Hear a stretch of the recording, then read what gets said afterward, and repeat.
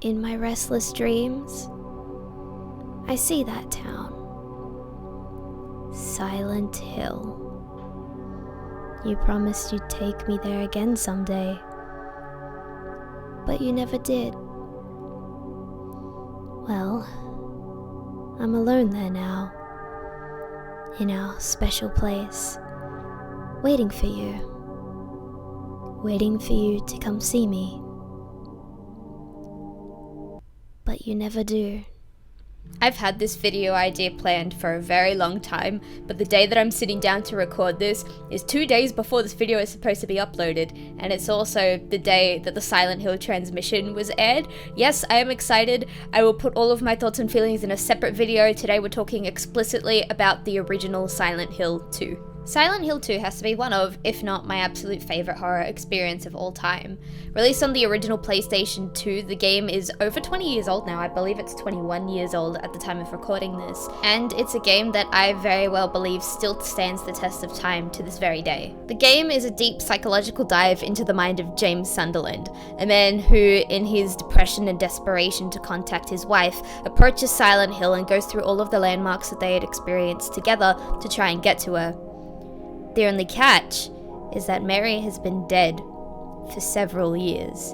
Or at least that's what James wants you to think. I don't know. Maybe. Go play the game and find out for yourself. The game well and truly is a unique experience, depending on person to person, and one of the ways that it does this is through subtle player input, if that makes sense. Small decisions that you make, like whether or not you examine a certain item, or how low you let James's health get until you heal, or how long you let him stay in that desperate state until you heal. Just little typical gameplay mechanics like that will impact the ending that you get for this game and will impact the experience and how you interpret this game throughout your playthrough. This of course means that there's multiple endings to the game. I believe at the top of my head there are 5. My bad, oopsie, there are 6. Only 3 of these endings are available at the end of a first playthrough, and they're commonly known as the Leave ending, the Maria ending, and my personal favourite, and the one we're going to be talking about today, the In Water ending.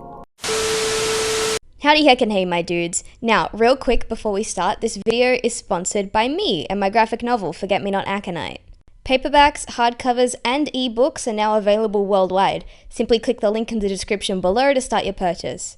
If you like zombies, drama, and character-driven narratives a la The Walking Dead, then there's definitely something here for you. So, I mean, you know, there's no harm in giving it a quick look, am I right? There's also a Patreon where you can support the graphic novel's continuation, or if you want something a little less renewable, you can buy me a coffee. Any bit of support to keep the series going is greatly appreciated. Alright, now back to the video. Obviously, we're going to be talking really heavy Silent Hill 2 spoilers, so if you haven't played the game, you want to play the game, maybe you're waiting for the remake that literally just got announced, please wait until you've already had the experience for yourself and then come back and talk about this, because it's a really interesting experience. It's something that you really should go into as blind as you possibly can, so if you would like to do that, please turn off the video, come back another time. We're going to be going into heavy spoiler territory. The In Water ending for this game is quite possibly one of the darkest I've seen in a horror game, at least from that time period. It starts off like the other 2 endings. Mary is sick in her bed, James is sitting by her side, and they're having a little bit of a discussion about what happened when she passed, why she's gone, and how James thought and felt about the entire situation. However, this time, when Mary passes away on the bed in front of him, he decides to gently pick her up and take her out of the hospital room and into the car. What ensues is a quick monologue from James talking about how he can't live without Mary, he has nothing without her, and he can't live with what he's done to get to this point. And so, with Mary in tow, he drives into Toluca Lake and drowns himself. At this point, we finally get to hear the remainder of the letter that Mary left to James at the start of the game. And if this is your first experience, then hearing this letter in the context of the In Water ending is quite possibly the most heartbreaking way that you could have this letter read out to you. as Mary apologizes to James for her illness, for how this entire situation has affected him and has affected their relationship. And she tells him that she wants James to live for himself now, to find something else to live for, which in this situation didn't end up happening. These scenes all put together make quite possibly the most hauntingly beautiful ending that I have ever seen in a video game, period. And so I want to talk about it. I want to explain why this is my favorite ending, aside from just explaining the scene itself. But in order to do that, I need to make one thing perfectly clear. James Sunderland did not kill his wife because he was horny. This is something that caught my attention on Twitter not too long ago. There was a meme of James Sunderland walking straight into the fog with the caption, "My dick has taken me places I wouldn't go with a shotgun," or something along those lines. And personally, I thought the meme was kind of funny, you know? It kind of fits into the theme of the game. But what I didn't expect to see is people within the comments section of this meme who claim to have played the game through and through, trying to explain to people that James Sunderland's only reason for killing Mary was that he had sexual frustrations. And if you have played the game and you have two brain cells to rub together, you will understand how absolutely disgusting and terrible and just, I don't even have enough words for it, horrible that misinterpretation of the game actually is. While it is true that sexual frustration does play a part in Silent Hill 2, I can't deny that. You see it in the bobblehead nurses, you see it in your second encounter with Pyramid Head where you walk into an apartment and he's just molesting one of the creatures on the desk. It's an incredibly vile scene, incredibly vile and shocking, but sexual frustration is a part of the experience. That being said, to boil down the entire reason James killed Mary and boil down Pyramid Head's entire symbolism is just sexual frustration and horniness completely misses the point and the emotional complexity of everything that's going on within James in this game. I'm actually fairly convinced that people who have this mentality are lying when they say they've played the game through and through. Because if you have, then you would have seen the conversation between Mary and James. James is a much more complex character than, oh, I'm horny and I can't have sex with my wife, so I'm gonna kill her and then I can, have sex with whoever I want, I guess. James Sunderland loved his wife through and through, and so when they figured out that she was sick and she only had a certain amount of time left, he was just as distraught, if not more distraught, than she was. They spent a lot of time together in the hospitals, as you can tell from Mary's notes. He hated this disease for taking his wife away from him. However, over time, with more and more doctor's appointments, more and more meetings, him having to compromise more and more of his life to be there with Mary, the resentment of the disease slowly evolved and manipulated itself into being resentment towards Mary herself. He still loved her with all of his heart, but he started to resent her for taking away these parts of his life, taking away his freedom, taking away their precious moments together, because so much of both of their time now had to be dedicated to prioritizing her and her sickness. Have you ever loved someone and absolutely despised them at the same time? I have. It's a very emotionally complex situation where you don't quite know which way is up or if what you're feeling is valid or anything like that, and it usually stems from tragedies like this. James wanted to be free. He wanted to be able to have his freedom back and go and do whatever he pleased and not be chained down by this illness. But beyond that, he also wanted Mary to be free. He didn't want Mary to be wasting away in a hospital, not really living, just merely surviving. It's a very complex situation that they've put themselves in, where they both want Mary to recover and for Mary to be free of this so that they can continue their lives together. But at the same time, James and Mary both kind of understood that that wasn't going to be the case. Pyramid Head resembles not just the sexual frustrations that James had while his wife was sick, but also his hatred. His hatred for the sickness, his hatred for the world for putting him through this, his hatred for Mary herself. All of these negative feelings that he was trying to process and put himself through while Mary was sick manifested themselves into this monster because he simply could not understand or cope with these feelings on his own.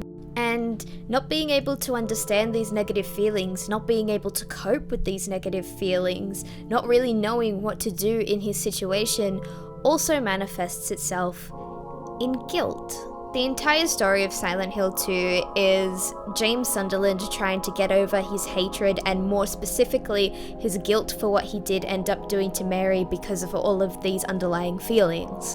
James isn't sure if what he did was the right thing because even if in a world where Mary did tell him that she wanted to die and she wanted him to put an end to her life, it's still coming from a place of deep-seated hatred.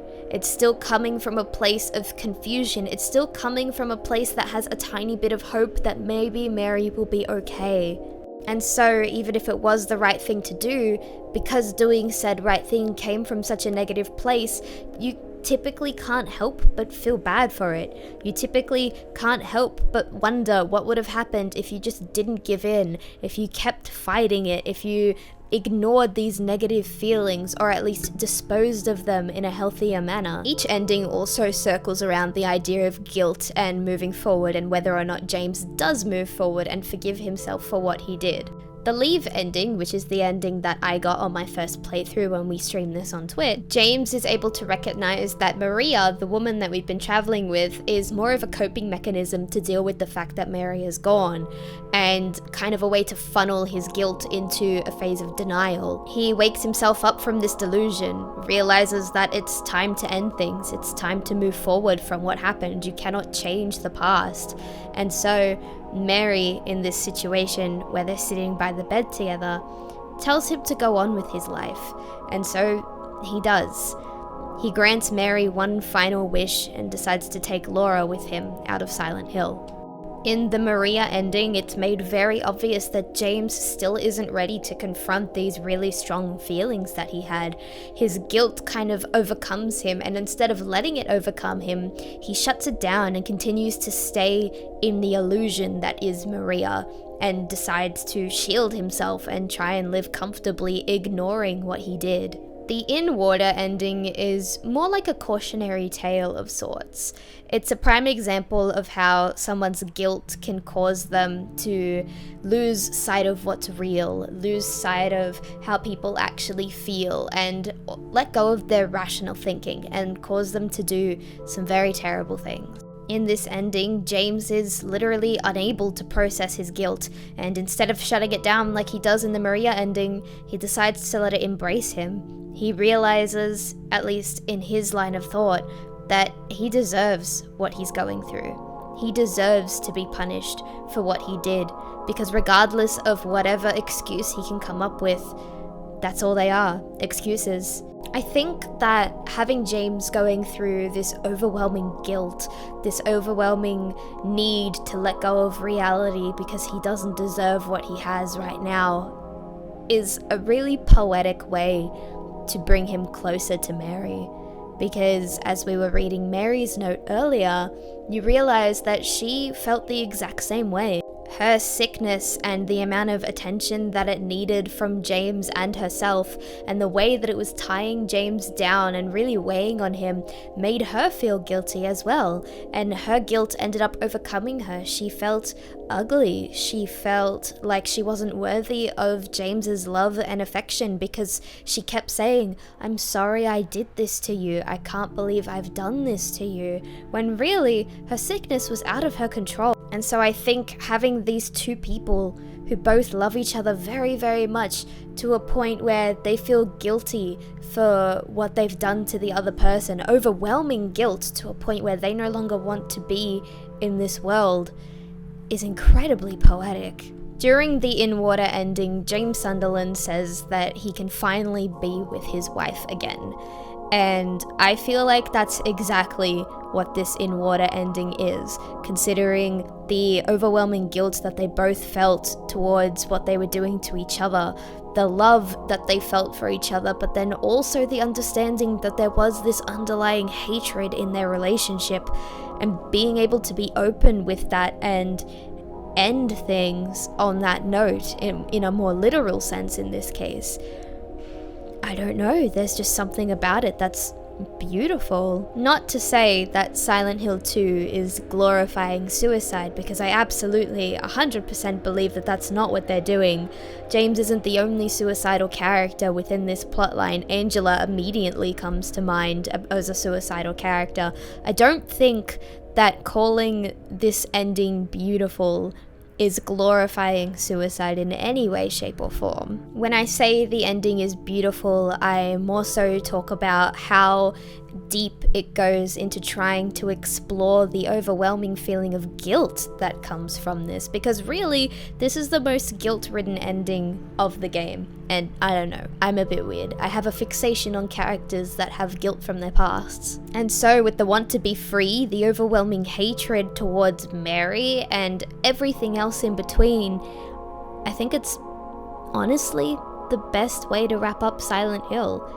And while I really do hope that this isn't the canon ending of Silent Hill, I think it's a very, very beautiful one. Like I said before, Silent Hill 2 is a story all about guilt, and all about trying to rationalize your past actions and determine whether or not the guilt that you feel is justified or not. Also, depending on the ending you get, it can be a story about self-forgiveness and realizing your worth and being able to live with the mistakes that you've made. I can't really say that there is one definitive bad ending to Silent Hill in terms of one that has a lower quality to the others. I think they're all perfectly on an equal playing field in terms of the quality and the emotional height that they bring to the game. However, I do personally believe that Silent Hill 2's in-water ending is the most appropriate and the most emotionally complex when it dives into the guilt that James Sunderland feels. I could go on more and more about how the in-water ending comes to be, like the certain actions that you have to do throughout the game in order to achieve this ending, but I honestly don't know if that has a place here, because I think talking about the mechanics of how to get the ending and the more technical aspect of it will kind of take away from the emotional impact that this ending has. However, there are at least two elements of how to get the in-water ending that I would like to talk about, because it does dive further into the suicidal tendencies of James. That being, in the scene where Angela gives you the knife that she was going to use to kill herself, you need to examine that knife. You need to get a good close look at it, spend time with that knife. Which, considering the circumstances that that knife was given to you in, yeah, examining that knife after a suicidal encounter may lead James under the same path, and this takes you a step closer to the in-water ending. Another mechanic that I do briefly want to mention is that you're not allowed to heal quite regularly. You need to keep James Sunderland's health and stamina in the red as often as you possibly can. And I think that's a really interesting one. One, because if you're a survival horror player, then generally speaking, you know resources are very scarce, and so you might do this just out of instinct. But also, I think it's a really, really clever and really, really subtle way of showing that James doesn't actually value his life as much as he should, in the sense that he's not actively taking care of himself. He's not healing himself when he could be. He's not taking rests to check on his stamina and stuff. He's just not valuing his body and his life. I think the other mechanics to get the in-water ending are just a little bit too technical for this video, so I'll leave it here. I just wanted to mention those two because I do think those two have quite the emotional impact at the end of the game. And with that, I think I'm done talking about Silent Hill 2's in-water ending. I honestly could go on for a little bit longer, but I don't want this video to drag out, and I do actually want to make more Silent Hill content if I possibly can, and so I'm going to leave it here. We're going to drop it right now. As soon as I announced that I was going to be taking a step away from analyzing drama content and talking more about stories in video games and shows and stuff like that, I knew I wanted to talk about Silent Hill. It's taken me a really long time because I felt like I couldn't really add anything anything new to the discussion, and I don't just want to be parroting stuff that's already been said in the community. But considering there is actually a large part of the community that doesn't fully comprehend or understand the complexity behind why James killed Mary, I figured this might be a more fun video, and then also twist it into a more personalized thing where I talk about the ending that I most prefer. I'd love to know if you guys agree with me, or if you guys think that there's a different ending to Silent Hill 2 that you prefer. I want to generally stick to the 3 endings that you can get in the original playthrough, but I would love to know what people think and how they feel about the in-water ending in particular. But with that being said, I think I'm out now. This is probably one of the shortest videos that I've uploaded in a little bit of a while, but honestly, I need to stop myself from rambling when it comes to Silent Hill. I love these games so much, and I could ramble on for like 6 hours if you let me, but I can't let myself do that. So for now, yes, stay warm, stay cozy, stay toasty. If you sneeze during the video at all, then bless you. And I will see you when I see you. Be safe, everyone. Bye-bye.